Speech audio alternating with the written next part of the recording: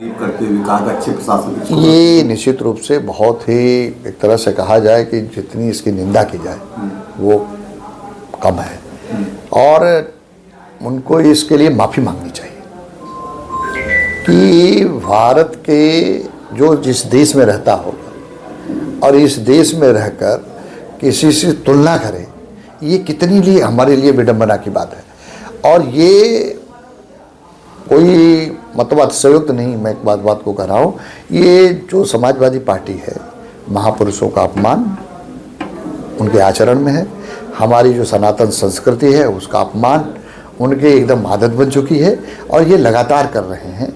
और जिस तरह से उन्होंने वो किया है हाउस में, पूरी तरह से उनको निकाला गया है, उनको प्रतिबंधित कर दिया गया है, हाउस में नाम है, ये आप देख सकते हैं कि ये लोगों का जो आचरण है, व्यवहार है, वो इस तरह का है कि देश के सम्मान स्वाभिमान से कभी भी आप देखें, समाजवादी पार्टी के नेता ने बोला ये विकसित राष्ट्र हो ही नहीं सकता।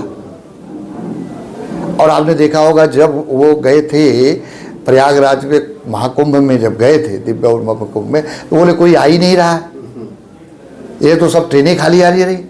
और जब पब्लिक आ गई, इतने लोग आ गए, तो उसको दूसरी तरह से वो प्रेजेंटेशन कर रहे हैं। तो उनका जो है, उनको लगता है उनकी राजनीति इसी से कि हम सनातन धर्म का जितना अपमान करेंगे वहाँ, लेकिन सनातन धर्म का अपमान करेंगे, यहाँ के देश का अपमान करेंगे, देश के सम्मान स्वाभिमान को साथ खिलवाड़ करेंगे, तो इसका बदला जनता जरूर लेगी।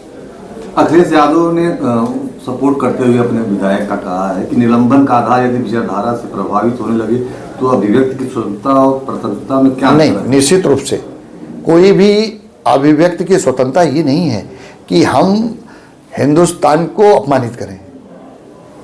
अभिव्यक्ति की स्वतंत्रता ये नहीं है कि हम सनातन धर्म का अपमान करें। ऐसे आचरण व्यवहार करने वालों को वो विधानसभा से निलंबित करना न्यायोचित है। जो देश की गरिमा को ठेस पहुंचावे, देश के सम्मान स्वाभिमान को ठेस पहुंचाता हो, तो ये कार्रवाई ठीक है, कोई गलत नहीं है। जहाँ एक तरफ अखिलेश सनातन का विरोध करते हैं, कुंभ में स्नान भी करते हैं, इसको कैसे देखते हैं? ये देखिए उनका दोहरा चरित्र है। वो तो लगातार, अगर आप उनका देखें तो पहले तो उनको नकारात्मक टिप्पणी निकली कि कोई आ नहीं रहा है, कोई जा नहीं रहा है, एकदम खाली है, ट्रेन खाली है, सब।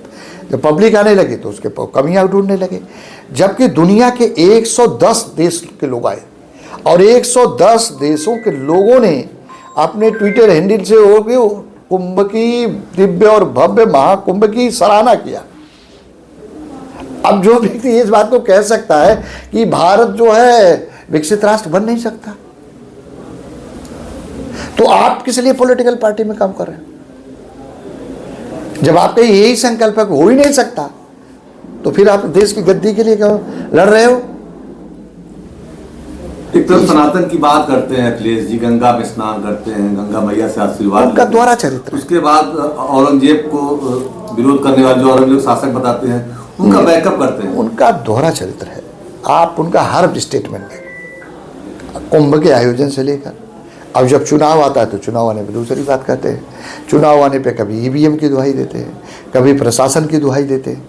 अच्छा, आपसे मैं सवाल, आप बताइए 2012 से 17 तक एक मुख्यमंत्री थे ना, और 2014 में लोकसभा का चुनाव होता है। ये ईवीएम के रखवाले भी थे, ईवीएम इनके हाथ में भी थी, प्रशासन भी पूरा उनके हाथ में था, फिर भी उत्तर प्रदेश में हम 73 सीटें जीते, सारा चीज इनके हाथ में था। फिर 2019 में चुनाव हुआ, 2019 में हुआ, 2017 में हुआ, पहले 2017 में हुआ, ये मुख्यमंत्री थे, इनके मुख्यमंत्री रहते उत्तर प्रदेश में हम 325 सीटें जीते। मुख्यमंत्री जी ये जो थे तो ये ईवीएम के रखवाले भी थे, प्रशासन भी इनके हाथ में थे, तब भी जीते।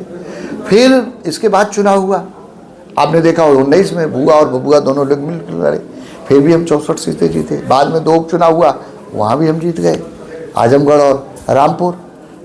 फिर 22 में बोले चाचा नहीं है, चाचा भी आ गए, फिर 2/3 बहुमत से उत्तर प्रदेश में जीत गए। तो जनता का जो जनादेश है वो भारतीय जनता पार्टी के पक्ष में है, भारतीय जनता पार्टी की वैचारिक विचारधारा के साथ है।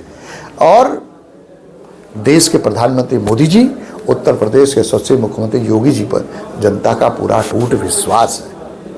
और अखिलेश यादव को कभी जनादेश नहीं मिला है। अखिलेश यादव तो वरासत और विरासत के आधार पर सत्ता पाए थे, जनता का जनादेश न तो कभी मिला है और न कभी मिलेगा। सब्सक्राइब करिए यूपी टॉप न्यूज़।